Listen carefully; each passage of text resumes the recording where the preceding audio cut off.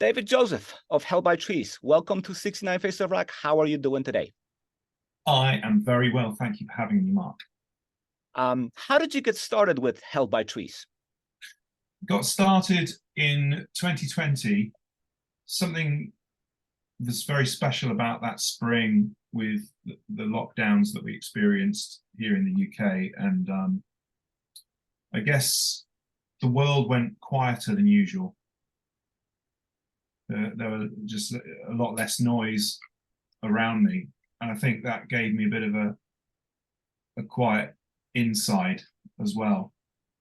When you got started, was it something you planned or something that kind of developed by itself? Yeah, I didn't plan. I was playing around on my laptop with like a USB keyboard with Logic, and came up with some drum patterns and some chord progressions, and I plugged my my Telecaster, this one actually, plugged it into the interface that I have, and I played with the tuning a little bit.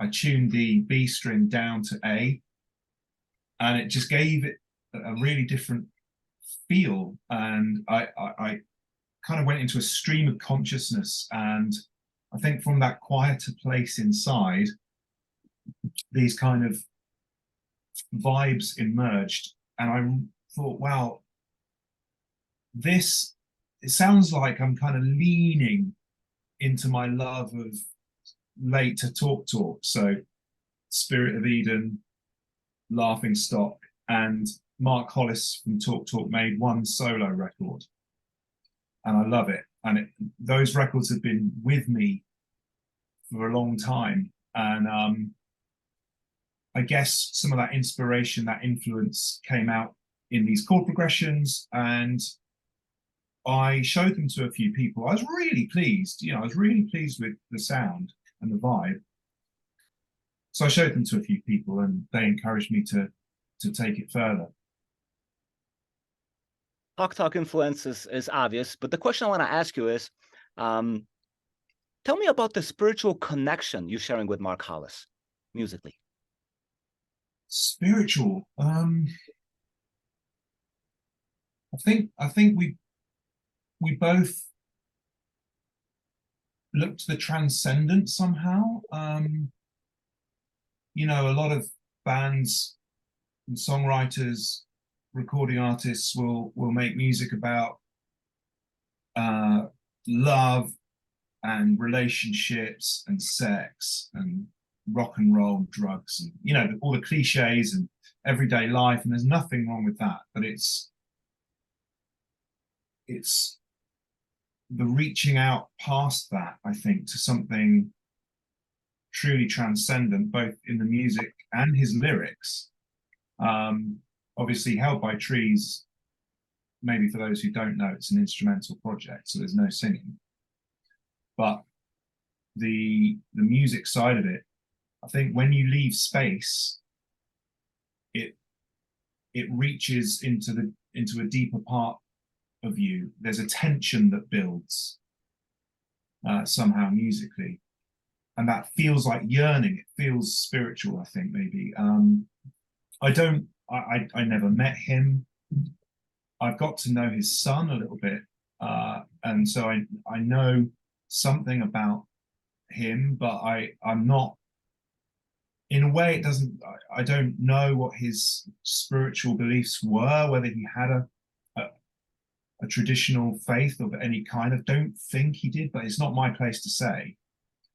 I am a theist. I do believe in the transcendent, the spiritual. But anyway, that's a long kind of avenue we could go down. But what was going through your mind when you were writing those songs? Well, that's the interesting thing. I sort of not much.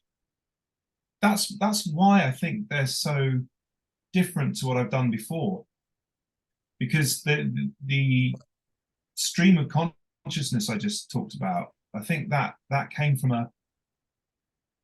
a deeper place than usual somehow. And I think that was to do with the quiet of the skies, the quiet of the roads.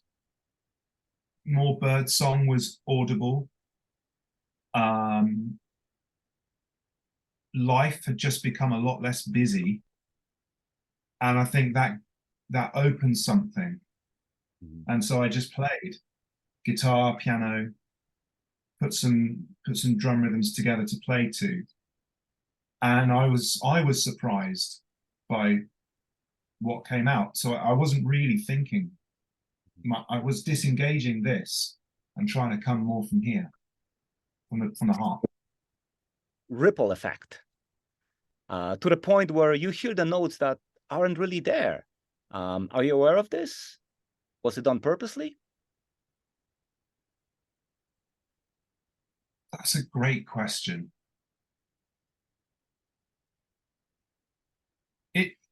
I certainly knew fairly quickly that it should not be crowded. It should not be pushed into a kind of traditional rock format, you know, turn up the guitars and really kind of, I mean, there are some loud guitars on there, but generally I felt like the less is more approach was right. And that worked for me throughout making it. So editing the record, which took a long time because lots of different musicians sent parts to me, many of whom had worked with Mark Hollis and Talk Talk. And that's where I was very, very strict with myself. Unless I was reacting to it in my heart, in an emotional kind of way, I chopped it out. Like you mentioned, there were a lot of collaborators, many of them who worked with Mark Hollis before and Talk Talk. How did they all get involved? Well, it starts with actually a guy who didn't play with Talk Talk, but played with Pink Floyd, by the name of Tim Rennick, who's a guitarist. And he's actually from Cambridge and knew Syd Barrett and David Gilmour as a teenager. And they kept in touch. And eventually, in the late 80s, when Pink Floyd made A Momentary Lapse of Reason and went on tour, Tim joined the touring band and then played a bit on the Division Bell and toured with Floyd in '94. And that's how I got to know, I knew of Tim. I got to know Tim through a guy who builds guitars and built that one. It's a guitar, for those who are listening on audio, there's a bunch of guitars behind me, and a guitar builder by the name of Tom Gray introduced me to Tim Rennick.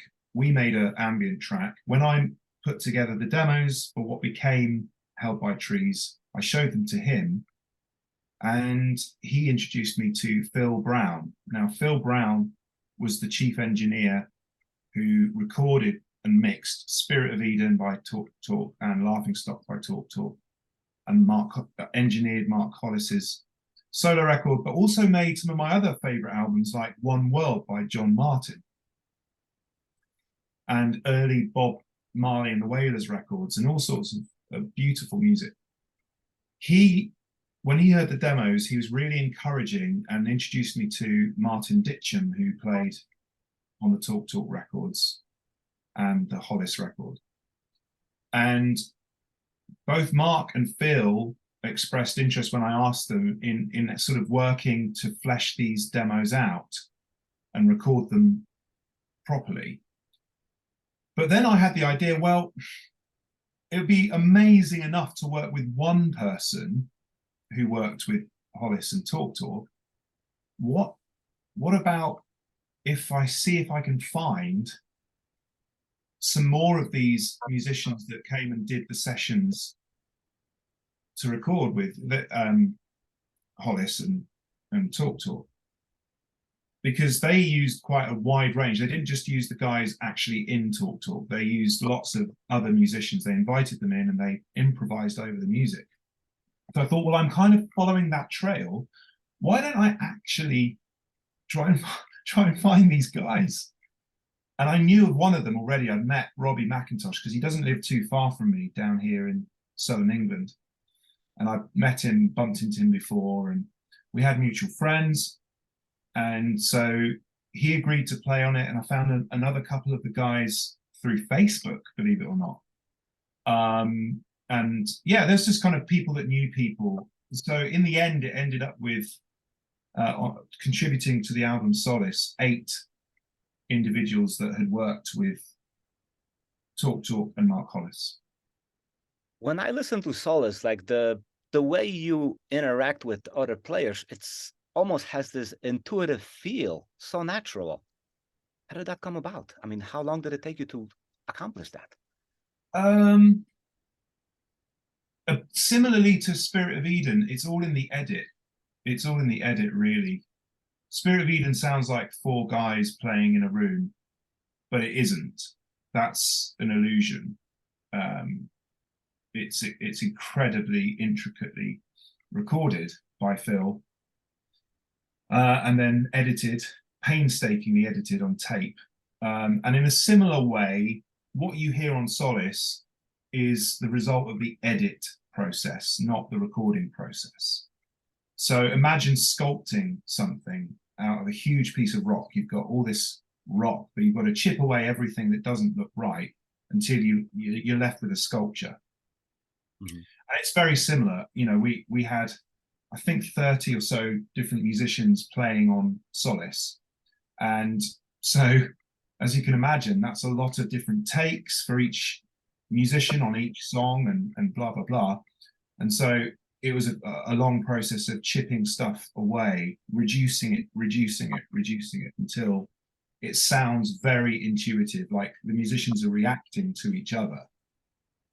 I mean, actually, there's a track called Wave Upon Wave where the musicians had absolutely no idea what each other had done. All I said to them was play in C sharp major and react to the sound of these waves that I've recorded. And that's what they did. And so, but I didn't let them hear each other's parts. So what you hear is completely serendipitous or by chance. And there's these passing moments where things just beautifully fall into place. And that was kind of luck and kind of the intuition of the musician listening to the sound of the waves and having a similar, reaction to that sound. But actually, the 3 main musicians that I asked to play, four on that, all made very significant contributions to that song. And there weren't other musicians that I asked to play on it that didn't make it. It was just those 4 guys. Eric Bibb, Justin, who's in the Netherlands, Peter Moon, and bass. I've gone suddenly blank for some reason. Oh gosh, how embarrassing. Don't worry about it. Oh, I have to actually grab a copy of the album, which is really embarrassing. But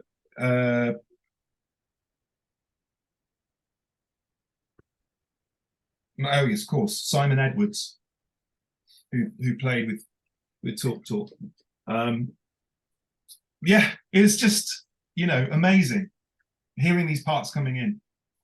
When you first listened to the Finnish version of Solace, right? How did that make you feel? How did it make me feel? I felt, well, there's several times you listen to it when it's finished. So there's the finished mix, and then there's the finished master, and then there's the finished vinyl or CD. And I think, the difference between vinyl and CD is quite significant on the ears. So probably the most special moment was listening to it on vinyl, because I'd never pressed any of my music on vinyl before. So when I first put it on the record player and heard that rich, warm, analog, high resolution sound, I was tearful. I was tearful. Yeah. I remember trying to write a review of this album, and I just felt completely controlled by the music. I was seeing pictures that I normally don't see through music. How are people reacting? I love what you're saying. That makes me so happy, the Wrote way this you're saying that. review that the music makes me feel like I'm out there watching the stars, but in fact, it's the stars that are watching me. Whoa. Oh man. That has made my day. That's a beautiful thing to say. Thank you. Well, we've had such a wonderful reaction to Solace from the music press around the world, and from listeners. And one thing I was very kind of nervous about before we released it was I was really worried that people would sort of see it as a Talk ripoff, like a pastiche. And I really tried to give a very honest, upfront homage to Mark and Talk, and say very clearly, look, this is a really big kind of gesture of thanks to Mark Hollis for his musical visionary sort of approach to things, and but I also tried very hard to make sure that there was other influences on the music. So Pink Floyd, absolutely. Also Ryoshi Sakamoto, also a band called Sky, and some of Dire Straits music as well. And there's kind of melodic lead guitar and saxophone that Talk didn't really do that much of, sort of lead guitar. So there are elements, and the field recordings and the ambient sounds, there are elements in the music that really aren't from Talk. So you kind of get this melting pot. So I was very pleased that people received the album in the spirit that I made it in, you know. People seem to be hearing my intention in making the record. So I wanted to make something beautiful that would be comforting to people. And I'm just so thankful that it's been received that way, because I appreciate that it was a risk, you know, because it's holy ground, isn't it? Talk and Spirit of Eden is sacred to so many people. to kind of go anywhere near it is risky. I was trying to think how I was reacting at first. For a moment, there was think, oh, it's a great tribute to Mark and Talk. But the deeper I got into it, I kind of realized that what you did is you maintained the heartbeat. Oh, but how do you mean? You maintained the heartbeat of that music. Oh, wow. Well, yeah, well, thank you. I hope so. You know, it's how do you put it? I mean, to me, Laughingstock, which is my personal favorite of all of that work, is so terrifying. Like, it's so untouchable. And Spirit of Eden, not far beneath that, and sort of Hollis's solo record and Color of Spring, it's all so far away from me. It's like a mountain I can't climb.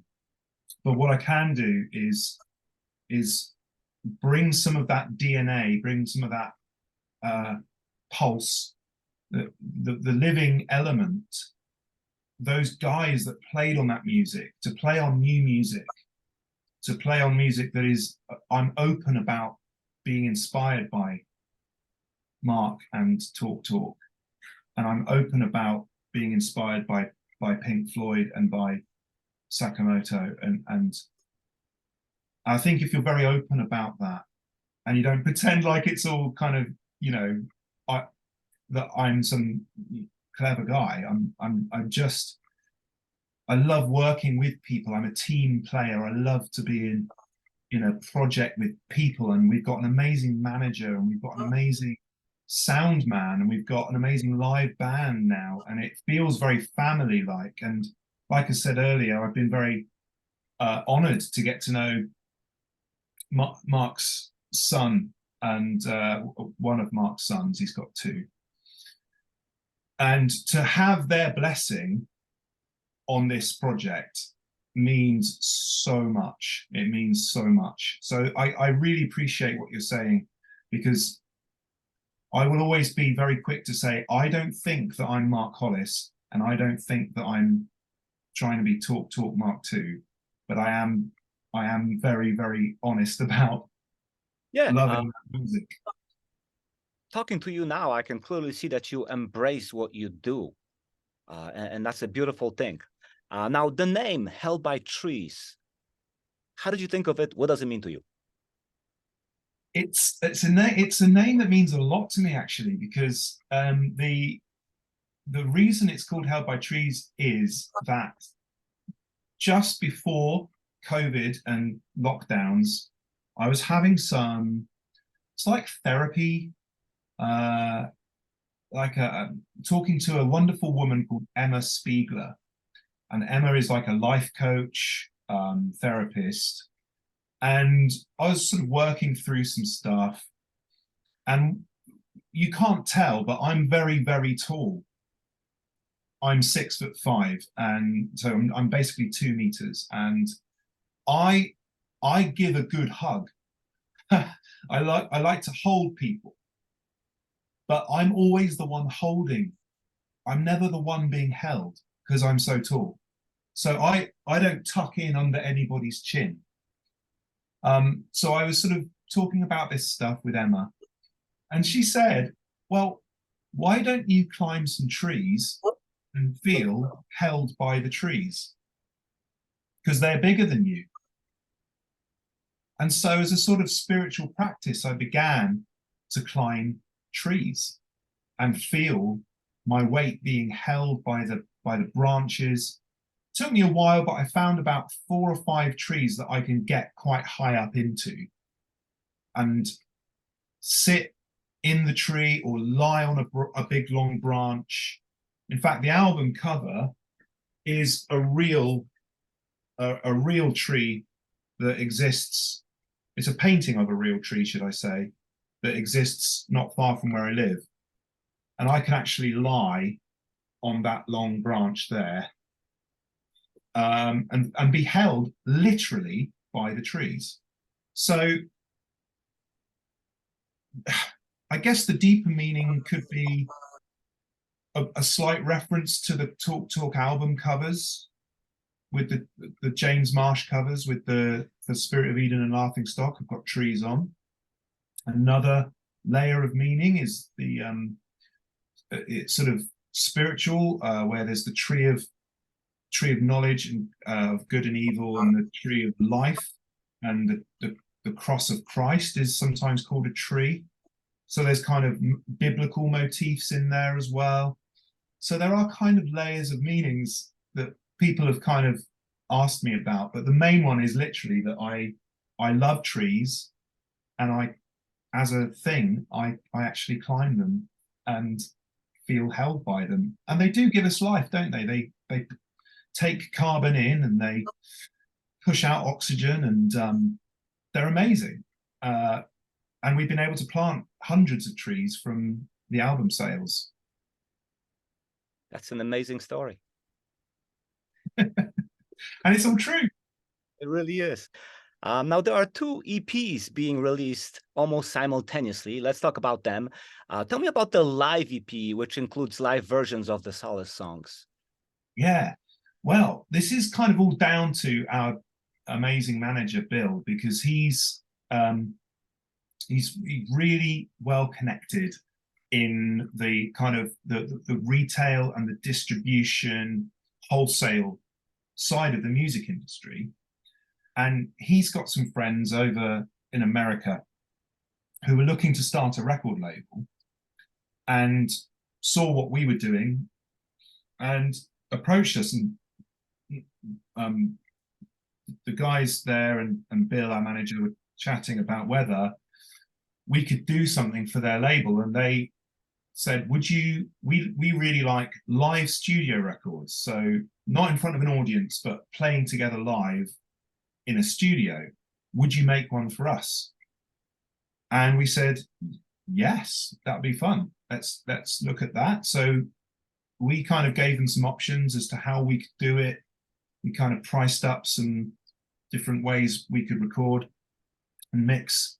And the kind of the top tier option was to go to Real World Studios, which is owned by Peter Gabriel, which isn't too far from where we're based, and record there, playing live as a 6-piece, and then get Phil Brown to mix it. And lo and behold, the wonderful chaps at the record label, Brian and Dan, said yes to the top tier, and very kindly enabled us to go in and do that. So we went in November last year, and we set up, and we were all in the same room, and they are, you know, world-class engineers there, and they made sure that everything was isolated enough to get a really good clean recording. And yeah, so we did. We had promised them, we'd signed a contract to deliver tracks from Solace, live versions of them, and maybe one new one to give it something else. But we'd been rehearsing all year and kind of written loads of new stuff, which we'd been playing live at our shows. So in the end, we kind of went in and recorded 5 tracks from Solace, and then 5 brand new tracks.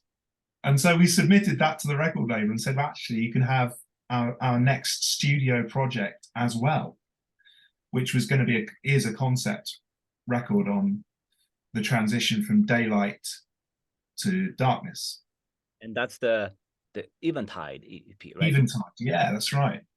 And so we had this material. We thought, well, we don't want to jumble it all up into one album. Why don't we release it, you know, on 2 different CDs that stand alone? So if people just want the new stuff, they can just have that. And if they want just the Solace live stuff, they can just have that. Or if they do want both, they can get both. And we actually are going to press. We've got both EPs on the vinyl, so side 1 and side 2. Excellent.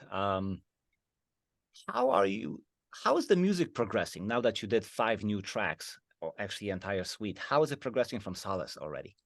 What are you noticing? So it's recorded in the polar opposite way.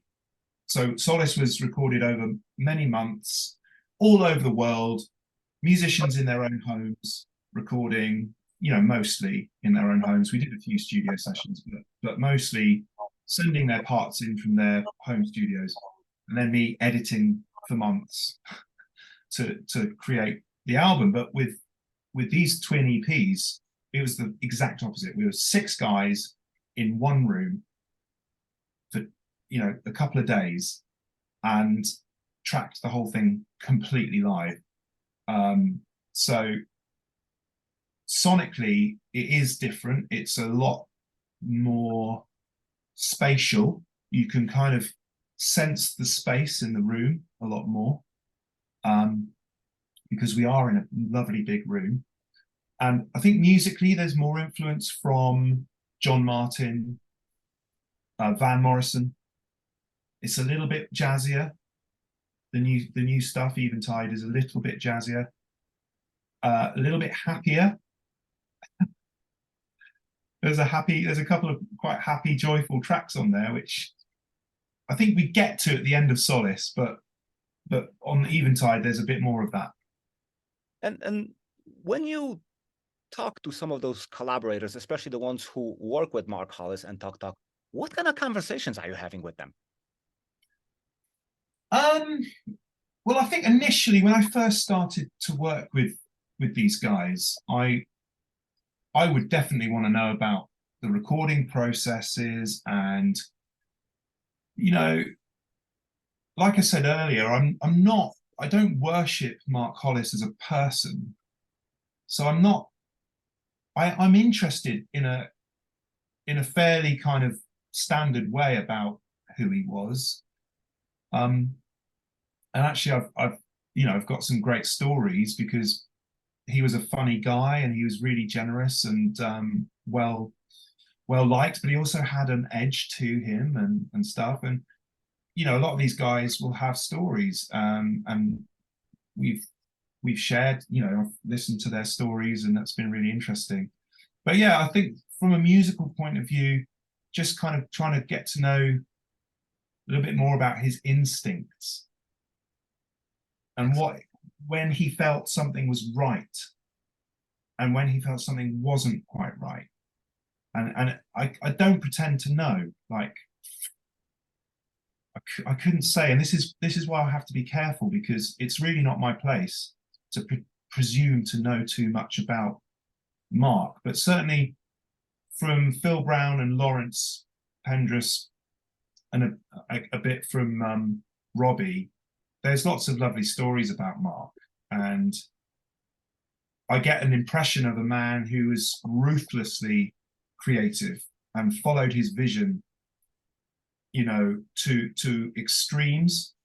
And there was a cost to that, but in the end, and this is what I love, and also getting to know Mark's son, is just how much family meant to him and how he put them first and how he did such a great job.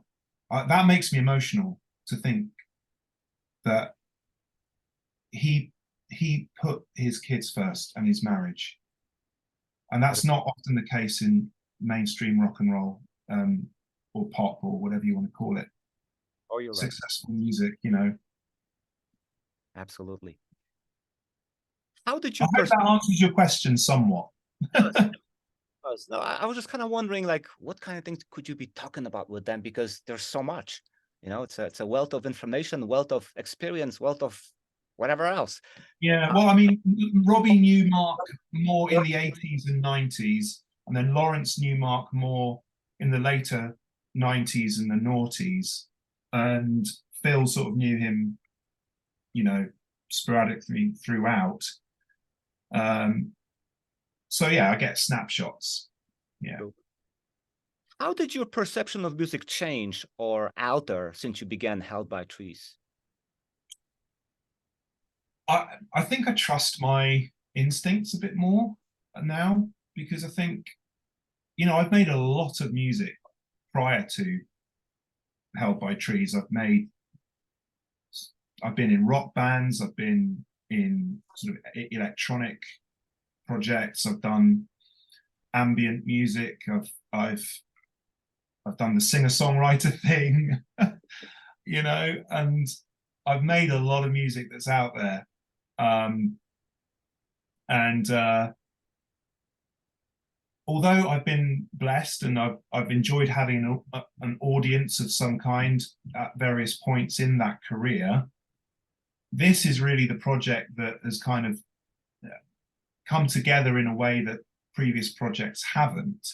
And there's various reasons and factors as to why that is. But one thing that happens when something goes down as well as Solace has gone down with people, both the music reviewers and listeners, and you sell records, and and you get good feedback, is it just boosts your confidence. And I think, for me, that's just really helped me value my own instincts, that when I come to write new stuff, as I'm doing now, I don't have to second guess myself all the time. I can kind of go more with my gut. And I think I like to hear music that's brave, music that's trusting its gut as well. And it doesn't have to be perfect, it doesn't have to be some kind of massively successful thing. I love listening to all sorts of music, and I think I like surprise in music, and I like a raw kind of vibe. It doesn't have to be polished. It doesn't have to sound incredibly pristine. There's a place for that, of course there is, but I love vibe more than I like perfection. So I think that's my journey with making this music, is kind of, yeah, just accepting my instincts are useful somehow, hopefully, and hopefully I can when I make music, I make it for people, very much so. I don't just do it for me.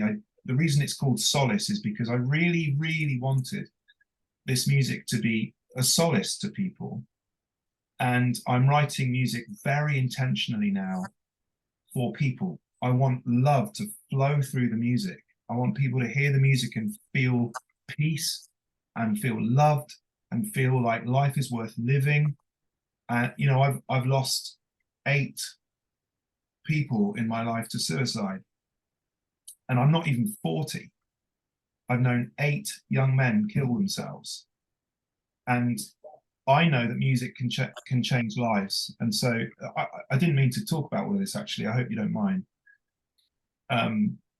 But I so believe, and some of the feedback that I've had from Solace inspires me so much to keep going and keep making music that might actually reach out through the speakers or through the headphones and just tell people that they're loved and that it's going to be all right somehow. And it will be. It will be. David, thank you so much for speaking with me. I don't think I could think of better ending than what we just said. Oh man, thank you so much for your time. And yeah, I'm just genuinely, whenever I tell this story, genuinely it moves me, because in some ways I just can't believe it's happened. But I feel so very, very lucky to have been on this journey and continue to be on this journey going forwards. And there is a lot coming. You know, I'm working. There's the 2 new EPs coming in the next month, and then there's stuff for next year as well, with lots of exciting musicians. So watch this space. That's a cliche, isn't it? It is, but it's a good one, isn't it? Thank you so much. Thanks, Mark.